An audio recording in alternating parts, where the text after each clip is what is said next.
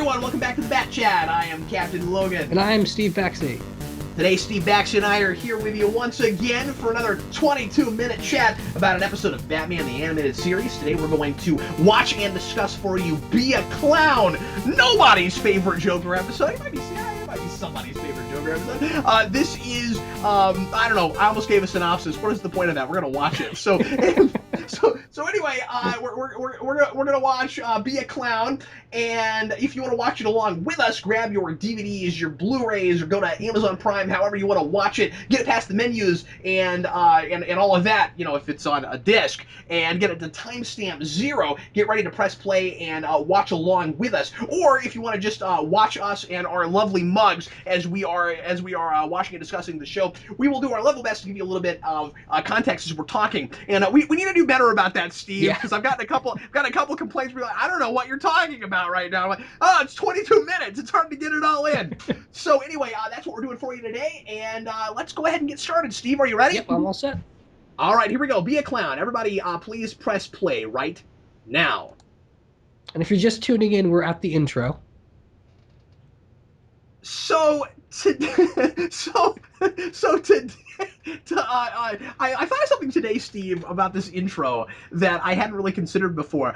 I wonder if the timetable is linear of what's going on right at the beginning of this, because these crooks like blow up this building and then they steal some money and then they look all shifty-eyed about it, which I think is really funny. And then Batman is leaving his Batcave, but he gets there as they're running on a rooftop of what I think is probably either an adjoining building or not that far away. Right. I'm not convinced that Batman is actually in his Batcave at the same time as the last thing we just saw. I don't think that these events are chronological. Well, then you have to wonder how smart the crooks are if they're at the bottom of the bank and they decide to climb all the way up on another building.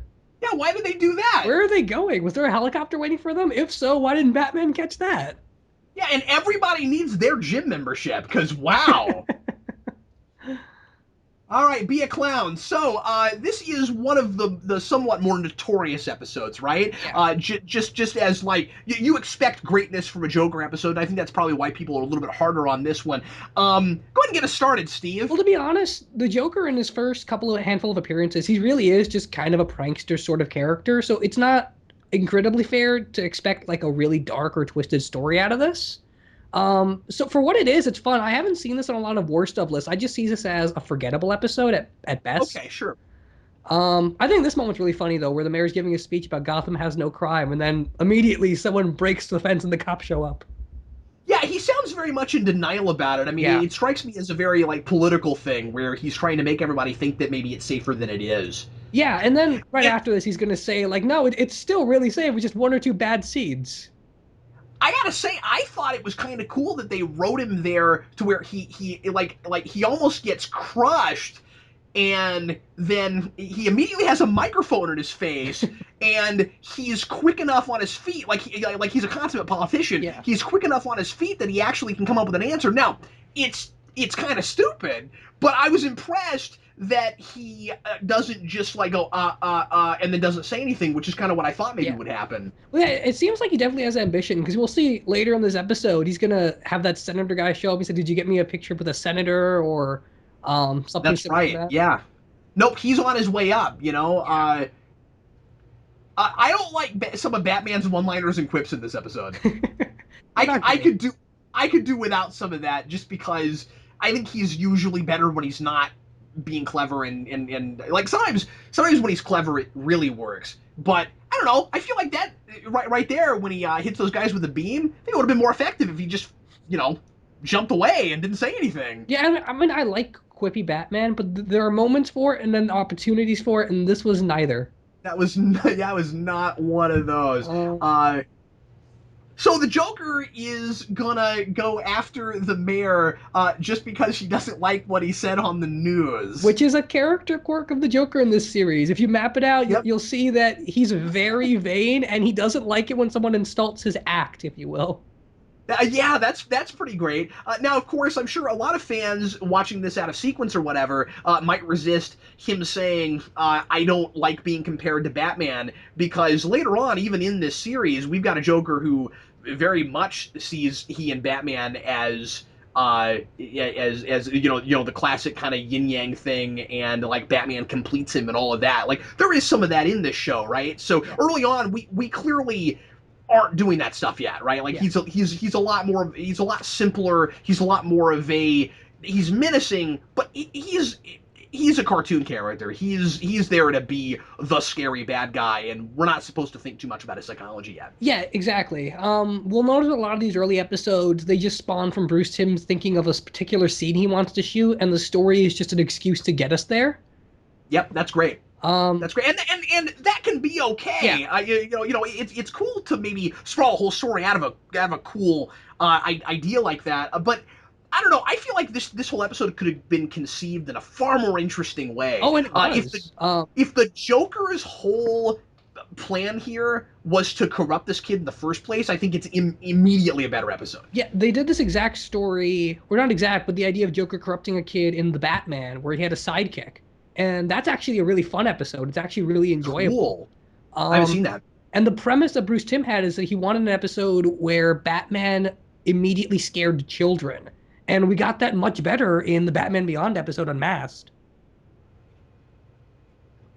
I gotta admit, Joker's routine as a clown is actually kind of funny, even if it's not particularly smart or good. It's just fun to watch him be wacky.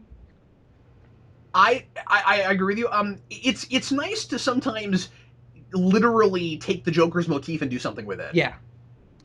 He's done things in the comics where he has an act for months before a plan even begins to surface. Like he pretended to be a magician for a while. And he pretended to be an Arkham doctor for a little while in Snyder's stuff. And what can be really creepy about the Joker sometimes is you wonder how much he enjoys that kind of stuff, and if sometimes maybe he's just completely embodying a role until he gets tired of it, where he's like, you know what, I don't want to be the Joker anymore, at least right now. For the next few months, I'm just gonna be a harmless circus clown. That's what I'm gonna do. It kind of brings up questions like if he's not in an episode, right, is that what he does in his spare time?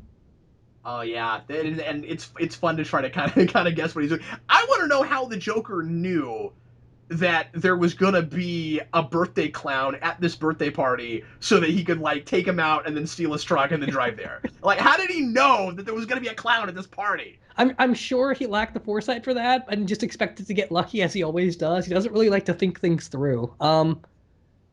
This is really kind of strange because there's a commentary in this episode a little bit about parental neglect and the mayor's whole political gains and ambition and him forgetting his son's joys in the middle of that. But it's really bare bones. It's really underdeveloped. And that's kind of the same thing we've had with previous episodes. Yeah. And once again, we're beating a dead horse when we say this, but it's 22 minutes. How much of that can you really expect? Yeah. And then at the same time, you could do more of it if you spent less time on the action stuff, which kind of begs the question, if you want an action-driven episode, wouldn't it make more sense to not have a bare bones character thing, where our imaginations kind of run away with us with all the cool, interesting things you could have done with it? Yeah, agreed. If we want to do this, we don't have to waste as much time as we do with the Joker's just antics. Yeah, absolutely. And once again, you could explore a lot of that stuff by having the mayor, by having us be with the mayor maybe a little bit more while his son is gone, instead of having him immediately jump to, oh, things will be different when he gets back. Like have him get to that place, and then also spend more time with this kid and with the Joker, where he in some way comes to kind of respect his father a little bit more while being with the Joker for some reason, so that when they both come back, I feel like they've both had a character arc. Whereas I kind of feel like Hill has a pretty quick light switchy one, and the kid kind of just, got lucky and got rescued and doesn't really learn much of anything, I don't think. Yeah, and I mean, you could do a lot of that with this idea of the Joker as the bad guy, Batman's the hero, and the mayor in the middle. Because a politician is nothing else but a weird amalgamation of a Batman-Joker relationship, where one's really flamboyant, putting on a persona, and the other one is always neglectful or broody or by themselves or working towards a goal and nothing else. And I didn't think of that. That's interesting. Yeah, I feel like some of that could potentially be there, but we don't want to hit it too hard for doing better ideas if it's just trying to have fun. Yeah, no, absolutely, and of course, as always, you don't want to just rewrite the thing. One of the more interesting ideas with this episode, I think, is the denial of. Oh, by the way, the Joker face on the clown did not on the candle did not have lipstick before, but now it does. I just want to throw that out there. But I really like the idea of let's have the mayor like try to make everybody think that things are better than they are, and that the city's not as screwed up and crime ridden as it is. Or alternatively, and I can't tell which way it is really. He actually really thinks that, Yeah. and this episode could have very easily been a way for him to realize, oh, things are a lot worse than I thought they were. Look what happened to my own son, Yeah. right in the middle of my own house, and I think there's a little bit of that there, but that's not really the focus. And since that's where we started with the press conference, I kind of wonder that press conference that like 6 people were at, by the way. Yeah, and I mean that's kind of the running gag with the mayor is that he's always in perilous danger, clocking episodes, some of the hard act Yeah. stuff. But he never admits that any of this stuff is actually bad. Well, and what's kind of sad is that they do a decent job here of not making him just kind of a two-dimensional, obnoxious politician who cares about nothing but himself. And I think actually they maybe try a little bit too hard with that kind of, like I said, light switch thing. Yeah. Although, I'll give you the flip of that, which is if you really cared about your kid, but you kind of lost sight of it because of your ambition, and then he got kidnapped, it might immediately wake you up. Yeah, I feel like it's almost a little bit cheap to just kidnap children and get your drama from that, but it also works every now and then. And maybe this episode is definitely trying to just do that instead of anything harder, because we do get more political ambition and the mayor having to curb his behavior in later episodes. They're not the focus of them, but they're certainly there. Yeah. Um, When I think of the mayor, I think of the clocking episode. yeah, that's a fun episode. I also love how long the Joker keeps his act up with the kid. And I'm not sure why he does it, except that it's kind of eerie. Yeah, he seems really mad about it at first, and then just kind of like, okay, why not? That's one of the things I love about the Joker in the show is when he'll get like really super angry and then he'll stop himself. Yeah. Yeah, those are good moments for Mark Hamill's voice too. Yeah, it's creepy. Well, and that's when Mark Hamill will kind of dip and get lower, and he doesn't do it a lot. So when he does it, like you kind of relish it because he's like, and then he gets back up to.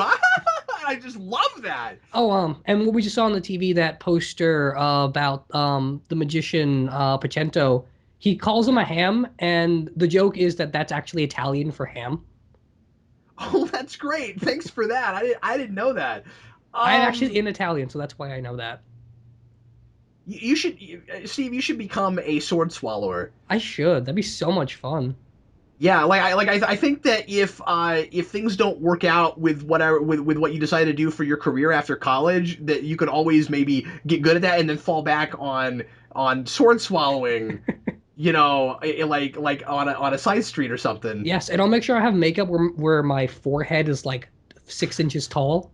Where you're almost a conehead? Yeah, exactly. Okay, so if you have somehow the ability to build this really cool surveillance system where you pull up a clown face to reveal it, because that's really cool. Yeah. How about more screens? Yeah. Yeah, it might be helpful, especially if you're Oh, okay, that's dumb. There are more. Look above it. There are 6 more. Oh, okay, yeah, he's almost as theatrical as Batman then.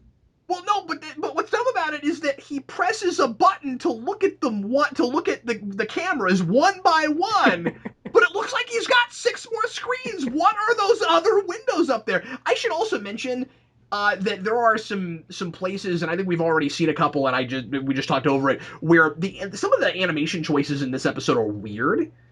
Where like characters just do strange things that if you're really paying attention, you're like, what is that person doing? Like at the party, there's a couple of expressions. Oh, I know what it is. When the dynamite comes out, there's this lady who has this giant smile on her face, and she looks like she's laughing. She's like, "Yay, dynamite!" And then all of a sudden she's like, "Ooh, dynamite!" And then it goes back, and she's like, "Dynamite!" I'm like, what is going on? Yeah, it's I'll a see if I can weird point out more of storyboard them. direction, and there's just a weird non-fluid animation in this episode. I think what we're actually leading up to now, with the Joker's whole endgame thing, well, there's actually a couple It's a more minutes. video game. Yeah, the video game. Oh, were you gonna say that? Yeah, the fact that Oh, the I'm final sorry. part of this episode was literally a level in the video game. I didn't know that's where you were going with it. I was making a joke. I was like, where we're leading is a video game, and if I hadn't played that, and I want to say that's the Super Nintendo version over the Genesis one, Yeah. because they're different. Uh, if memory serves, that's like the first one of the first bosses. Yeah, it's Um, first or second. I don't remember, but I know it's really early. but even if I'd never played that, I would have taken one look at that part in this when he's throwing multiple dolls at Batman, and he just keeps doing it, and I would go, oh, that's a video game level. Yes, it's fun, and I think Robin is in that game, so that's Yeah, definitely more enjoyable than this. Because I love the I Robin want to. episodes of this show. I really want to know.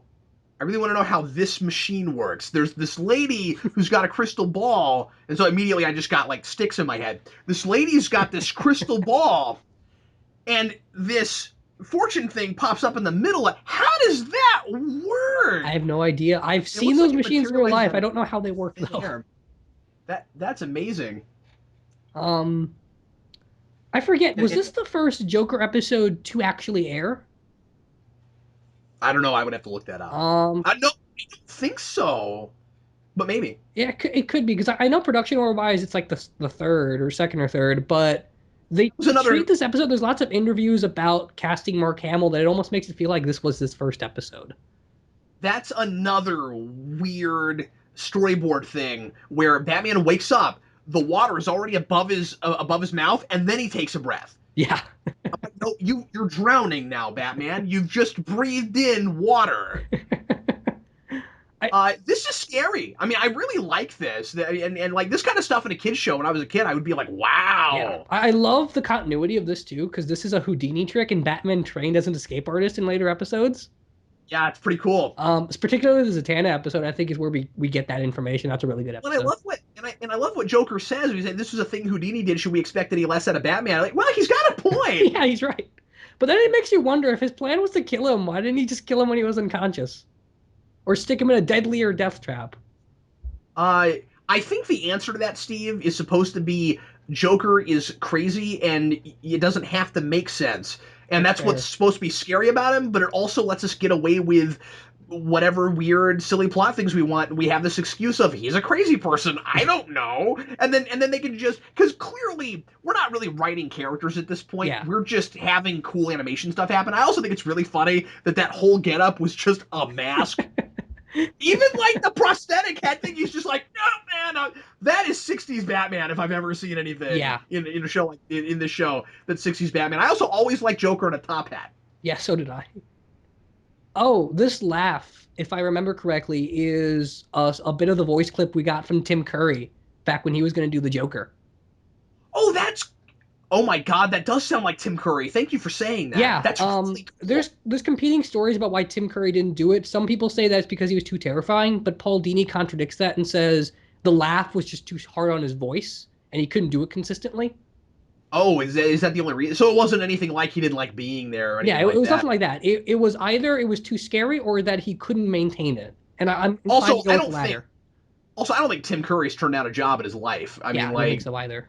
Tim Curry used to do anything. Yeah. I love that actor, and he would have been a marvelous Joker. And I'll go as far as to say, especially having heard a little bit of what maybe his Joker would sound like, I would go as far as to say that he might have been ended up being as revered as Hamill. Yeah, there's no doubt. He has a really distinct voice. If you go on YouTube and find those clips of syncing Tim Curry with the Joker, they work. They work every time. Oh, cool. Um, So I will say that decent atmosphere here. Obviously, Joker in a carnival is always good. yeah, it's inherently Killing Joke at this point. That's a good. I didn't think of that. I mean, it's just when you think of the Joker, this is the setting you think of. Yeah. It feels a lot like the what was it called? Mask of the Phantasm movie, Yeah. where it's almost just goofy gag after gag. but they're terrifying regardless. But they're terrifying. I always like going to a place that's supposed to be fun, and Yeah. it's like way, way more unnerving than places that are intended to be terrifying in the first place. Yeah. You take a place like that, like you don't want to go to this carnival. This place looks terrifying. And if you've ever been to a real carnival, they're scary. Yeah, they totally I are. mean, carnivals are kind of scary. I mean, they're fun, and I like them, but like, you go to a carnival at night because there's kind of a little bit of a creep factor about it. Yeah. A lot of that's also just the culture of it's a really enclosed space, and you feel like you're almost violating being there. And all the people that there's kind of a stereotype or a stigma that like the people who run carnivals are shady Yeah. and don't really care about safety and are trying to get your money, and carnival games are rigged and that kind of thing. Yeah. So I mean, some of it is some of this stuff visually is just inherently kind of creepy, and some of it is the culture itself like evolved to that, or maybe started there. I don't know. Yeah, just the idea of the freak show. And if for anyone wondering where we are, we're at the video game part where Batman and Joker are fighting in the roller coaster cars because it's hilarious. Yeah. I remember when I was a kid, the first time I played that, it being kind of hard. Wasn't in the video game, wasn't it like they were sword fighting in the cars? I don't remember sword fighting. Because I know you would be on one car and the Joker would be on the other car and you would just duke it out as they went. I thought you were just punching each other and throwing batarangs. Was that it? I don't remember. I feel like there was a ranged weapon in there somewhere. I mean, the thing is, it was more of a ride. So if memory serves, I don't think it was until you get to a certain point. I don't think it was you had to take the Joker out. I think you just had to like dodge the things that he threw at you for a while. Oh, okay. Was that what it was? I don't know. It's been a long I time. haven't played it, and that game would have come out in what, 93, 94, and Something like that. Yeah. I'm 30, so it's been a while. Yeah, I haven't played it since it came out, and I think it did come out in 94-ish. Still really cool. How Nice. old were you in 94? What were you, like 6? 94, I would have just been born. I was gonna say, what do you mean you haven't played it since it came out? Well, so I haven't played it since I got it. Oh yeah, not since I was gonna say, like, no, 94, you were like No, I was playing it as a barely fetus. Are you kidding? you weren't a person yet. I was a Batman fan since before I was born. Now I'll buy that. I'll buy that all day long. Yeah. Have you So noticed are we laying it on a little bit thick? Yeah. when he's like, I've gotten all the way to, yeah, you could be a magician now. That's cool. We're about to get to the famous meme with Batman's thumbs up. Yeah, you know what? I was wondering the other day where that came from, because people keep posting that on posts that I put on Facebook, and I saw it and I went, yeah, I will forever remember. It's Be a Clown. And does this kid look like the Joker to you at all? I just noticed this.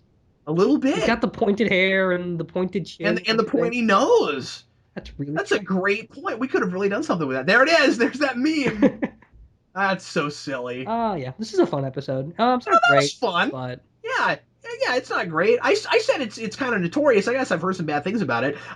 It's one that when I did my top 10 rewind on this show, I singled out as one of the not as good ones. Oh wow, okay. But like now that we're going through these in order, I mean, like, we've already seen, I think, 3 that I would definitely not watch over this. Yeah, it's better than Underdwellers, and it's better than Forgotten at the very least. By a long shot. Well, I think it's better than Pretty Poison. Yeah, it's better than Pretty Poison. Well, it's maybe on par with Pretty, but just on like enjoyment factor, because Pretty Poison I think is maybe a better story. Maybe it's not as memorable as this.